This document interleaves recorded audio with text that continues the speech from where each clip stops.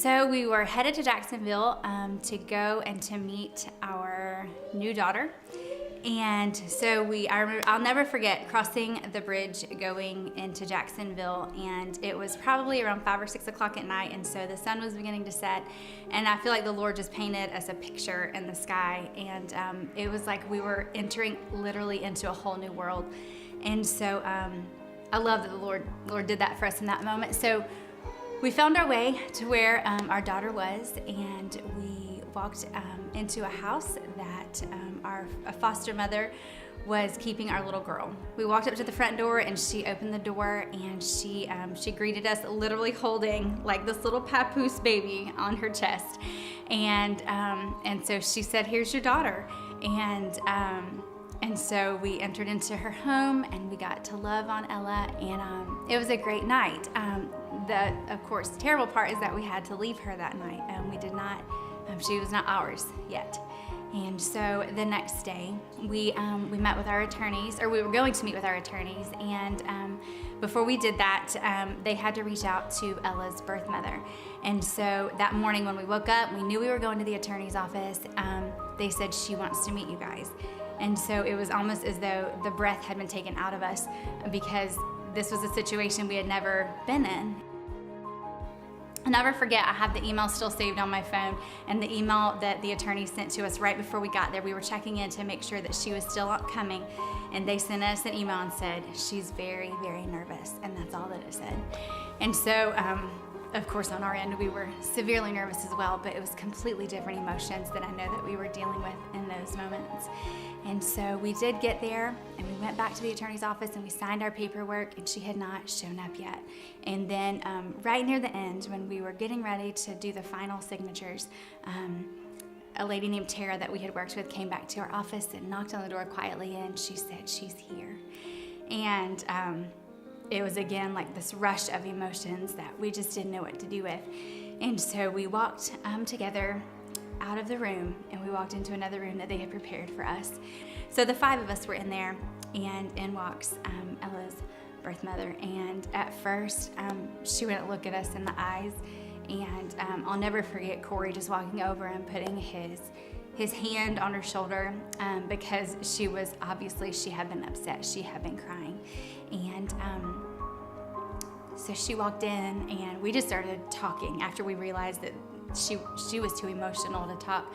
So we began talking and just telling her thank you so much for giving us the honor of loving her baby. And then she began talking to us, and she let us know that she, as a child, had been put in different foster homes and family homes growing up, and that her biggest question for us, for all of us, she looked around to all of us from what I can remember and asked that we would love her baby just like we loved our Autumn and our Easton. And I don't know if she saw the love that we had for them already, or if maybe she just knew, but she said, "What love you have for your biological children, I want you to have for my daughter."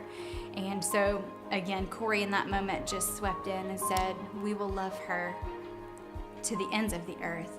And so we got to talk for just a few moments, and then she looked at me as I'm holding this sweet little 5-pound baby, and she asked me if she could hold her, because she had never actually held her.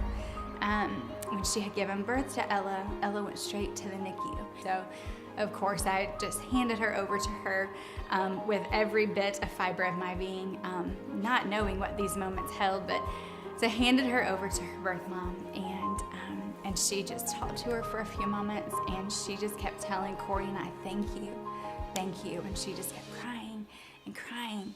And in those moments, it allows us to see her heart, that she truly loved this baby, that this was a hard decision for her. And so as hard as those moments were for all of us, I will forever be grateful for those, not only to tell our little girl, but to also have those and to be able to see a glimpse of her heart. And so she gave her back. I had actually purchased a necklace for Ella, and then I had purchased a necklace for the birth mom, and so she allowed me to put it on her, and I told her that when Ella was older that I would give that to her and that they would both have those. And so she was super thankful, and again, she was in tears, and it was almost as though she had to shut it off, and she said, "I have to go." And so after just a brief few moments of looking her in the eye, getting to love on her, getting to hug her, but getting to see her into the depths of her by looking into her eyes, we parted ways. And we were quite certain at that moment that that would be the last time that we ever saw her. But a mere 10 months later, and we got a phone call that she was pregnant and that she had asked specifically for us to adopt this baby that she was carrying. And so after a lot of prayer and reaching out to those who are much wiser than us, we knew that there was only one answer for us. And so we got the pleasure of putting our yes back on the table. And so we walked through that process. And so, with Ella, we didn't quite know our process from beginning of adoption until we got Ella was 9 months. And so although we didn't know her at the time, we didn't know Ella was going to be our daughter, we knew that there was something being birthed in the atmosphere, and we didn't quite know that it was actually a literal 9-month pregnancy. And so it was pretty cool with Emery that we got to specifically pray for the birth mom as she was pregnant with Emery. So the time comes and the month is here that Emery is to be born, and she does come a few weeks early. And so we jump in our car and we head down again to Florida. And this time we walk into a hospital where just 4 hours earlier our baby had been born. And so the next morning after birth mom had recovered, she walked over into the hospital room where we were with Emery. And again, it's emotions that you can't even describe. It's an awkwardness, but it's a beautiful blessing. It's a kindredness now at this point that we had with her, because we had Ella, and now she was allowing us to bring another baby into our home. And so again, she asked if she could hold the baby. We loved having those moments where she could spend, and she did. Again, she looked down and she's just crying over these babies, and it showed the brokenness and it showed the love that she had for them. But it spoke volumes to us that the love that she had could be separated by the fact that she could know what was best for them in those moments.